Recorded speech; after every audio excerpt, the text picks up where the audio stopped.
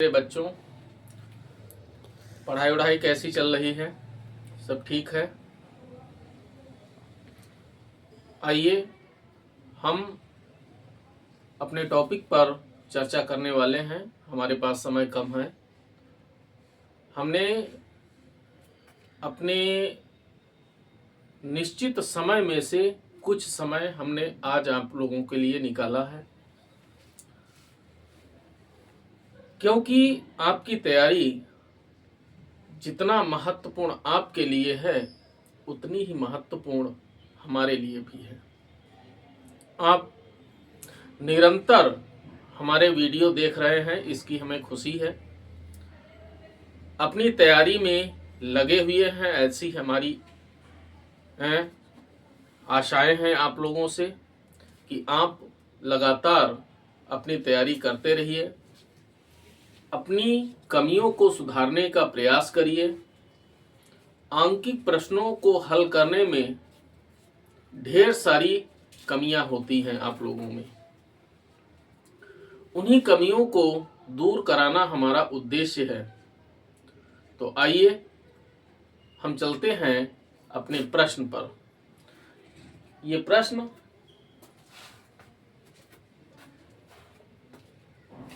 Raoult के नियम से संबंधित है। देखिए क्या कहता है कि 298 केल्विन पर शुद्ध जल का वाष्प दाब 23.8 मिलीमीटर Hg है, यानी 23.8 मिलीमीटर पारे के स्तंभ के दाब के बराबर है। इसका मतलब यह होता है 850 ग्राम जल में 50 ग्राम यूरिया घोला जाता है। इस विलयन के लिए तुम्हें वाष्प दाब निकालना है और इसके आपेक्षिक अवनमन का भी परिकलन आपको करना है कि वाष्प दाब में अवनमन कितना आएगा। ठीक है, तो कैसे हम इस प्रश्न को हल करें? तो यह शुद्ध जल का वाष्प दाब दिया है, तो जो आंकड़े दिए हैं वो आप अपने उतार लीजिए यहां पर। तो शुद्ध जल का वाष्प दाब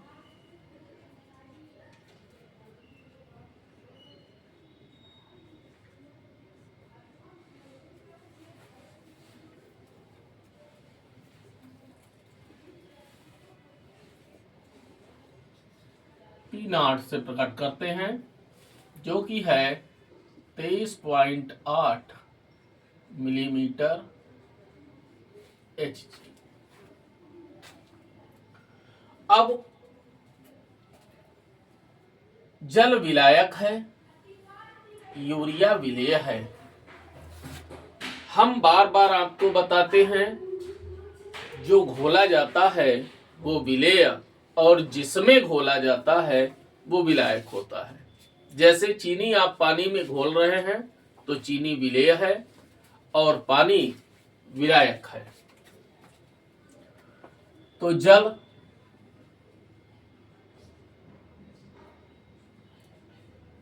यानी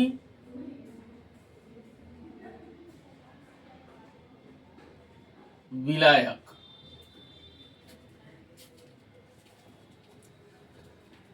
का द्रव्यमान,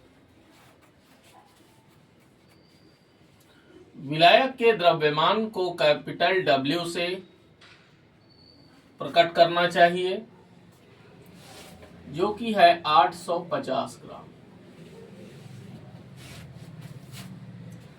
जल का मोलर द्रव्यमान निकाल लीजिए।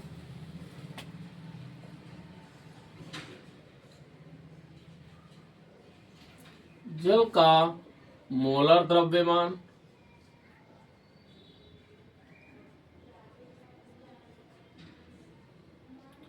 हमने इसे M1 से प्रकट कर लिया। जल का सूत्र होता है H2O, तो 16 और 2 18 ग्राम प्रति मोल। बात समझ गए। अब आप जल के मोलों की संख्या ज्ञात कर लीजिए। जल के मोलों की संख्या,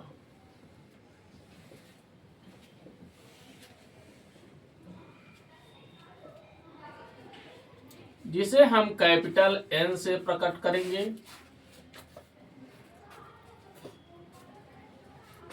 क्या होता है सूत्र? कैपिटल W बटा M1, यानी द्रव्यमान बटा मोला द्रव्यमान। तो 850 बटा 18 काट लीजिए, 2 नाम 18, 425 बराबर 425 बटा 9।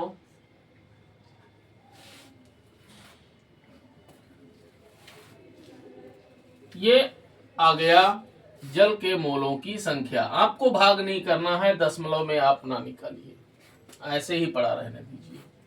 अब आ जाइए विलेय पे चलते हैं, यूरिया पे। तो यूरिया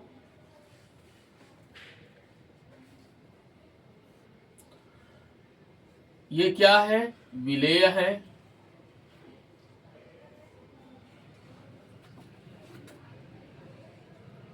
का द्रव्यमान, इसके द्रव्यमान को हम स्मॉल w से प्रकट करते हैं, जो कि है 50 ग्राम। यूरिया का मोलर द्रव्यमान निकाल लीजिए।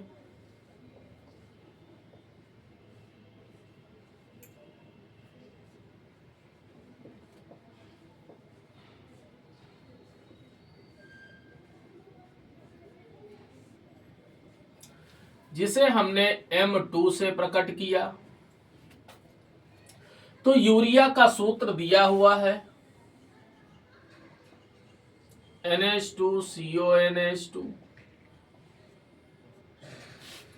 नाइट्रोजन का परमाणु भार 14 होता है और 2 नाइट्रोजन है, तो 14 दूनी 28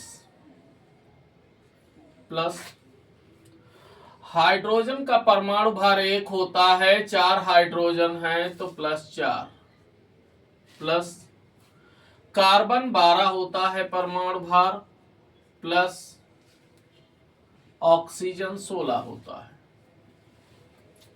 सभी को जोड़ लीजिए। तो 6 2 8, 8 4 12, 12 8 20, हासिल 2 2 4, 1 5 और 1 6, यह आ गया 60। अब चूंकि मोलर द्रव्यमान है तो आप यूनिट भी लिख दीजिए, ग्राम प्रति मोल।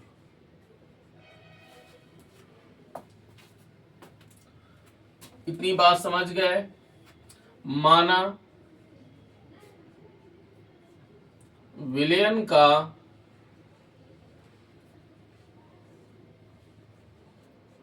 वाष्प दाब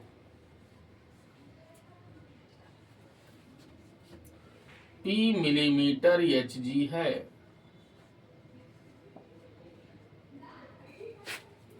समझ में आई बात? लगा दीजिए राउल्ट का नियम। राउल्ट के नियम से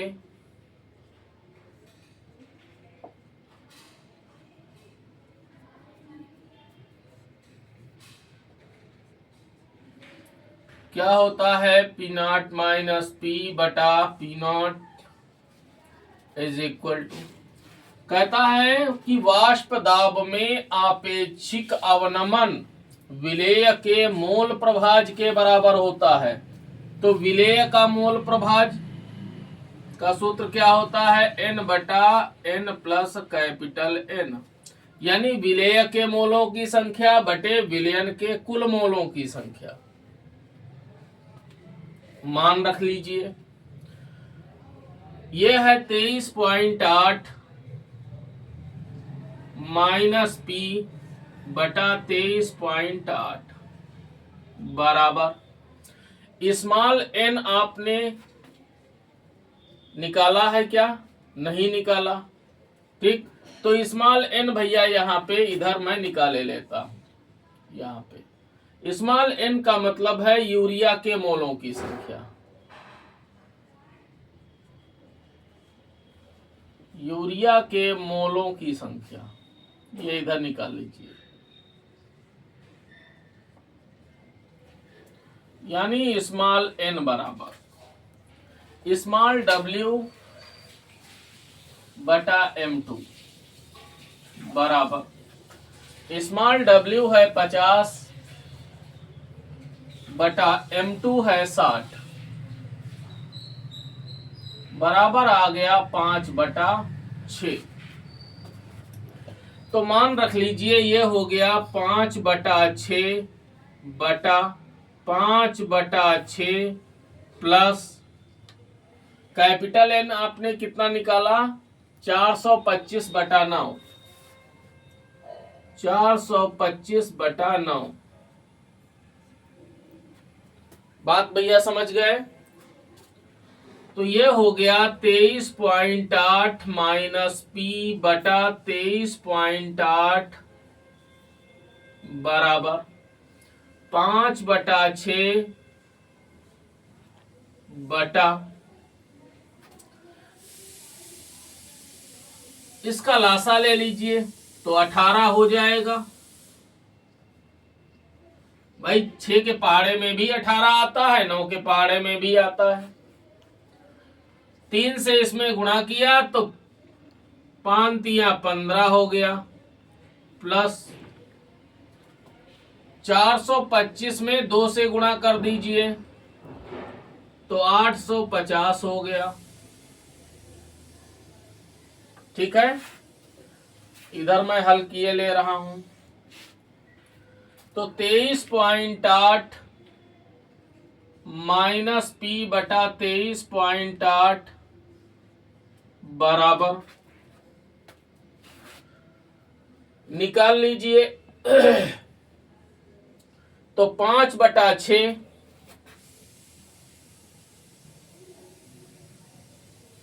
बटा, इसको आप जोड़ लीजिए तो 865 हो गया। 865/18 तो 23.8 माइनस P बटा 23.8 बराबर ये हो गया 5/6 और नीचे वाली भिन्न पलट जाएगी तो हो जाएगा 18/865। 6 से काट दीजिए, 6 एक करना 6 तिया 18। 5 से इसको काट लीजिए, 5 एक कम 5 और 5 एक कम 5 और 3 36 5 7 35 और 5 तिया 15। तो ये आ गया तुम्हारा 23.8 माइनस P बटा 23.8 बराबर 3/173। ये है क्या? ये है वाष्प दाब में आपेक्षिक अवनमन। और वो यही कहता है इसके आपेक्षिक अवनमन का परिकलन कीजिए और विलयन का वाष्प दाब भी निकालिए। तो 173 से 3 को भाग दे दीजिए, दशमलव लगाया, 0 बढ़ाया, नहीं जा रहा, फिर 0 बढ़ाया, फिर 0 बढ़ाया, एक बार ले जाइए 173।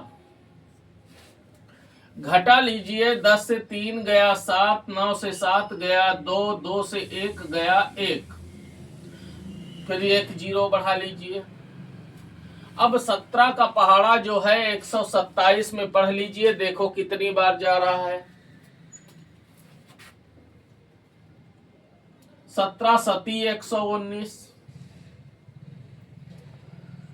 तो भैया 7 से इसमें 7 तिया 21 हासिल 2, 7 सती 49, 2 51 हासिल 5, 7 एकम 7 5 12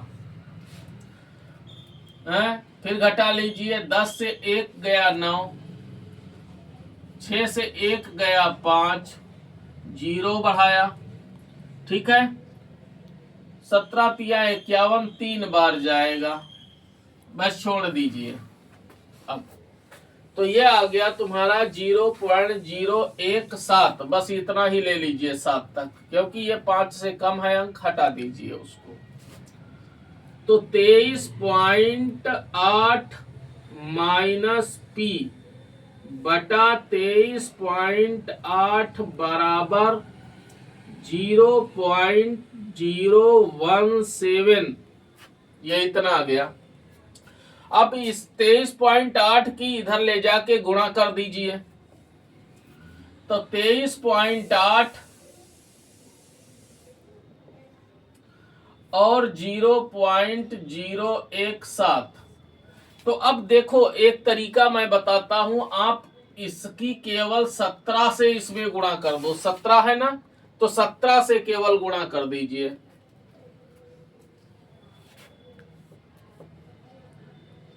17 8 136, हासिल लगे 13, 17 तिया 51, 51 13 64, 64 के 4, हासिल लगे 6, 17 दूनी 34, 34 और 6 40। ठीक, इतना समझ गए। अब 3 संख्या बाद ये दशमलव था और 1 संख्या ये है, तो 4 संख्या हो गई ना। 4 संख्या बाद दशमलव लगा दीजिए, तो ये हो गया आपका 23.8 माइनस पी बराबर 0.4046, ये इतना हो गया। ठीक है, अब हमको P की वैल्यू निकालनी है, तो P को इधर से उठाओ इधर ले जाओ, और नीचे इसको उठाओ इधर ले आओ। तो ये माइनस का है, इधर जाएगा प्लस का हो जाएगा, ये इधर आएगा माइनस का हो जाएगा। तो क्या हो गया, इधर मैं हल किए देता हूं। तो ये हो गया तुम्हारा 23.8 माइनस 0.4046 बराबर हो गया P। ठीक है, अब इसको भैया घटा लीजिए। तो कैसे घटाओगे? हो सकता है कुछ लोगों की मैथ बहुत कमजोर हो, अक्सर बायोलॉजी वाले बच्चों की जो है यही हालत होती है। तो पॉइंट के नीचे पॉइंट मैं जैसे दिखा रहा हूं, आपको वैसे ही घटाना है। घटा लीजिए। तो 10 से 6 गया 4, 9 से 4 गया 5, 9, 7 से 4 गया 3, समझ में आई बात? यह हो गया 23। तो P बराबर आ गया आपका 23.395 मिलीमीटर Hg। ये आ गया विलयन का, देखो ये विलयन का वाष्पदाब आ गया। तुमको यूनिट वही लिखना है जो यहां पर है। तो मिलीमीटर Hg में है दाब, तो आपका ये आ गया विलयन का वाष्पदाब। ठीक, और साथ में कह रहा था कि आपेक्षिक अवनमन निकालिए। अगर खाली अवनमन कहता, ठीक, तो आपको क्या करना था, आपको ये विलयन का वाष्पदाब था, ठीक, और ये विलायक का वाष्पदाब था। विलायक मीन्स जल। तो इसको घटाने के बाद में विलायक के वाष्पदाब से तुमको भाग देना पड़ता है ना। तो देखिए ये वैल्यू जो है ये यहां पर यही है वाष्पदाब में अवनमन। अब वो कितना निकाला है तुमने? 0.017। तुम कैलकुलेट करोगे बेटा इतना ही निकल के आएगा। तो नीचे लिख दीजिए अतः। ये केवल आपको समझना है, विलयन का वाष्पदाब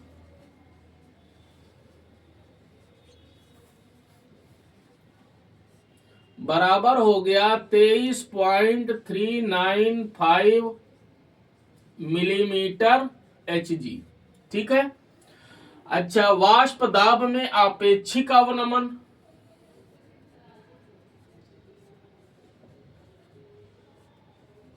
में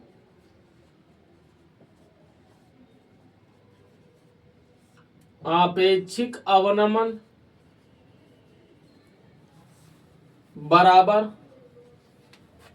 कितना हो जाएगा? 0.017। ये अपेक्षिक अवनमन हो जाएगा और अपेक्षिक अवनमन का कोई भी यूनिट नहीं होता है। समझ में आई बात भैया? तो ये आपके हो गए आंसर, ये दोनों उत्तर आपके हो गए। इस तरह से ये सवाल आपको हल करना है। 3 नंबर का ये सवाल पूछा जाता है। जो आगामी हमारी 2026 की बोर्ड परीक्षा है उसके लिए ये सवाल बहुत महत्वपूर्ण है। आप इसे तैयार कर लीजिए। देखिए भैया, अगला प्रश्न क्या कहता है? एस्कॉर्बिक अम्ल, फार्मूला क्या होता है? C6H8O6। ये है क्या? ये विटामिन सी का रासायनिक नाम है। समझे भैया? कहता है कि उस द्रव्यमान का परिकलन कीजिए जिसे 75 ग्राम एस्टिक अम्ल में घोलने पर उसके हिमांक में 1.5 डिग्री सेल्सियस की कमी हो जाए। KF बराबर 3.9 केल्विन किलोग्राम प्रति मोल। ये KF क्या है? ये है मोलल अवनमन स्थिरांक। किसका? एसिटिक अम्ल का। समझ में आई बात? ये एसिटिक अम्ल का मोलल अवनमन स्थिरांक होता है। तो तुमको द्रव्यमान निकालना है एस्कॉर्बिक अम्ल का कि कितना घोला जाए 75 ग्राम एस्टिक एसिड में, कि एस्टिक एसिड के हिमांक में 1.5 डिग्री सेल्सियस की कमी हो जाए। तो देखिए भैया कैसे हल हम करते हैं।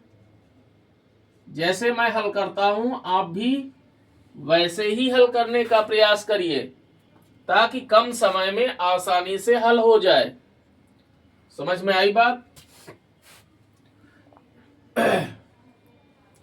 तो देखिए, सबसे पहले जो आंकड़े दिए हैं आप उनको उतार लीजिए। समझे भैया? तो एसिटिक अम्ल का द्रव्यमान दिया है,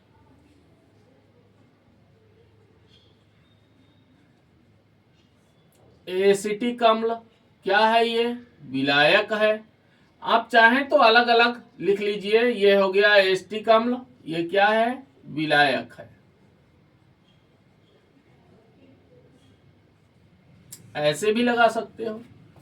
दूसरा क्या है? एस्कॉर्बिक अम्ल है, तो तुमको भाषा कम लिखनी पड़ेगी।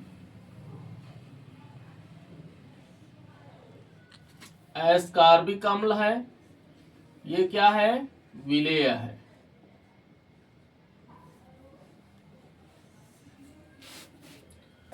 ठीक है, आइए एसिटिक अम्ल के द्रव्यमान को कैपिटल W से प्रकट किया हमने, 75 ग्राम। ठीक है, अब हिमांक में 1.5 डिग्री सेल्सियस की कमी आ गई, तो डेल्टा TF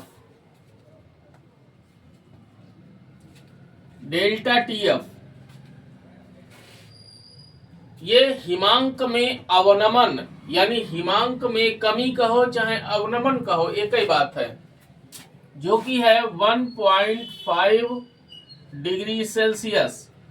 KF बराबर 3.9 केल्विन किलोग्राम प्रति मोल।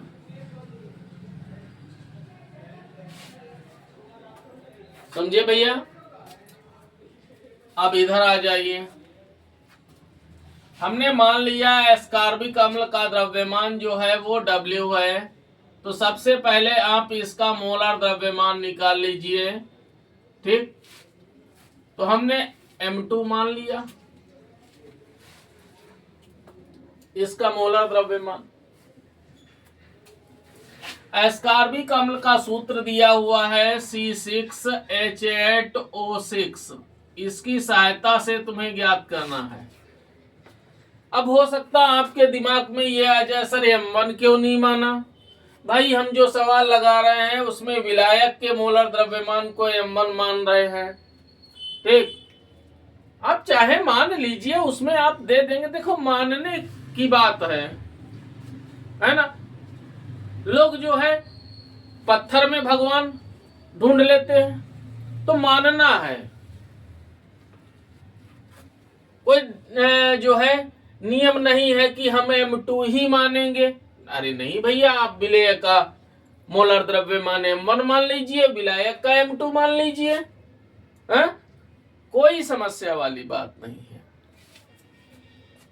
तो निकाल लीजिए भैया। कार्बन का 12 होता है, 12 छंग 72, प्लस हाइड्रोजन का 8 हो गया, प्लस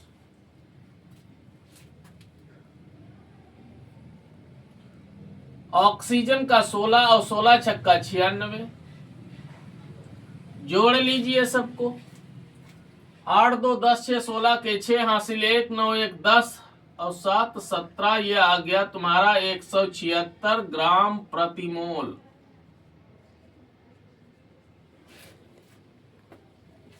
बात समझ गए? अच्छा, इसका द्रव्यमान तुम्हें ज्ञात करना है, ये क्वेश्चन मार्क हो गया, ये निकालना है तुमको। ठीक है, सूत्र लगा दीजिए। M2 बराबर स्मॉल w गुणा KF गुणा 1000 बटा कैपिटल W गुणा डेल्टा TF। देखो सूत्र नहीं अगर याद होगा आपको तो आप सवाल नहीं हल कर पाएंगे। सूत्र किसी भी सवाल के हल करने की जड़ है, ये बिल्कुल आप भैया जान लें। हमें निकालना है W, कोई दिक्कत नहीं, आप मान रखिए सीधे। M2 बराबर क्या है? 176 बराबर स्मॉल w हमें निकालना है, ऐसे लिख लीजिए। KF है 3.9 गुणा 1000 बटा कैपिटल W 75 है, डेल्टा TF 1.5 है। तो जितना यहां पर हल हो जाए हल कर लीजिए। एक संख्या बाद दशमलव ये है, एक संख्या बाद ये है, हटा दीजिए। 25 से काट दीजिए, 25 तिया 75 और 25 चक्को 140 हो गया। 5 से इसको काट दीजिए, 5 तिया 15 और 5 8 40। समझ में आई बात? 3 से इसको काट दीजिए, 3 1 कम 3 और 3 से इधर काटा, 3 1 कम 3 और 3 तिया 9, 13 आ गया। चलो भाई, अब ये मान जो है उठा के इधर रख लो, ऊपर वाले मानों को नीचे कर लो। तो 176 गुणा 3 बटा 13 गुणा 8 बराबर हो गया W। समझे भैया? अब देखो ये कट तो रहे नहीं है, तो भैया हाँ, ये इससे आप इसको काट सकते हैं। 8 से काट लीजिए इसको। 8 1 कम 8, 8 दूनी 16 और 8 दूनी 16। अब तो कुछ कटने वाला नहीं है, तो गुणा कर लीजिए। तो W बराबर क्या हो जाएगा?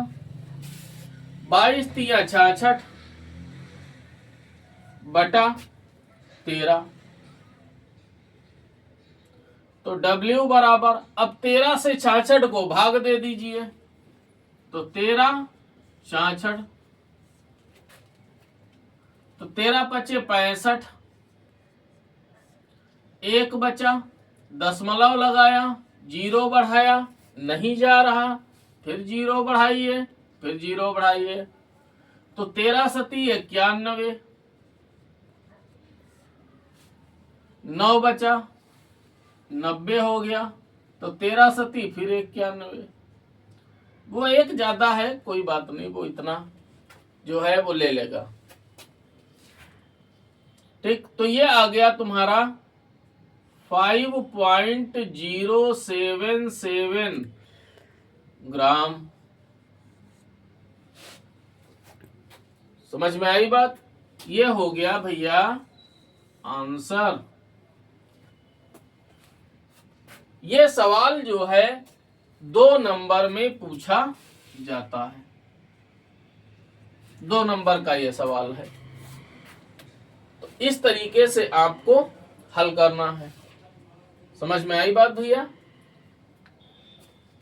आज बच्चों मेरे पास समय कम है, इस वजह से हम आपको अधिक समय नहीं दे पाएंगे। आगे हम कल अगले वीडियो में आपसे मुलाकात करेंगे, नए अंकित प्रश्नों को साथ में लेकर आते हैं। ठीक है, तो आप जो है अपनी तैयारी लगातार करते रहिए। अच्छा पेपर हल करने का आप निरंतर प्रयास करते रहिए। प्रश्नों को लिख लिख कर हल करिए, रासायनिक अभिक्रियाओं को लिख लिख कर तैयार करिए। यही सबसे अच्छी तैयारी की विधि होती है। समझ में आई बात भैया? तब तक के लिए नमस्कार।